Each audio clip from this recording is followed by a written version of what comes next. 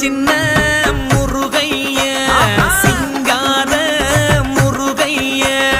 சின்ன சின்ன முருகைய சிங்கார முருகைய கொஞ்சி கொஞ்சி